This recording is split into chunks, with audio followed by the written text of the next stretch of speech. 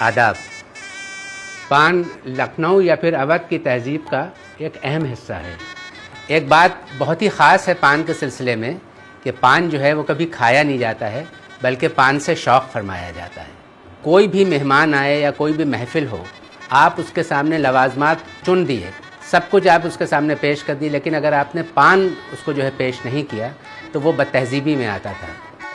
ایک بہت اہم چیز جو ہے پان کے سلسلے میں وہ یہ ہے کہ شوہر جو ہے وہ ایز اے پاکٹ منی اپنی بیگم کو، اپنی بیوی کو خرچ پاندان دیتا ہے۔ پان کے سلسلے میں جو اس کے برتن ہوتے ہیں تو پاندان تو ہوتا ہی ہے، جو کہ محفلوں کے لیے الگ قسم کا پاندان ہوتا ہے، بڑا ہوتا ہے۔ گھروں میں چھوٹے پاندان ہوتے ہیں، پٹاری ہوتی ہیں، پندنیاں ہوتی ہیں۔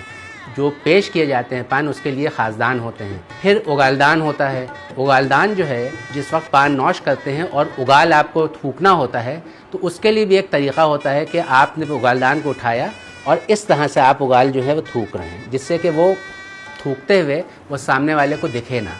ٹریول کرنے کے لیے آپ سفر میں ہیں یا بازار گئے ہیں یا کہیں گئے ہیں تو اس کے لیے الگ قسم کی ڈبیاں ہوتی ہیں۔ تو اس طرح کی چیزیں ہوتی ہیں جس سے پان جو ہے اس میں رکھا جاتا ہے یا اس کا استعمال کیا جاتا ہے۔ ہمارے بزرگ فرماتے تھے کہ کسی بھی خوشحال گھر میں پاندان ہونا بہت ضروری ہے، اور اگر کسی گھر میں پاندان نہیں ہے تو اس کا مطلب کہ وہ گھر جو ہے وہ خوشحال گھر نہیں ہے۔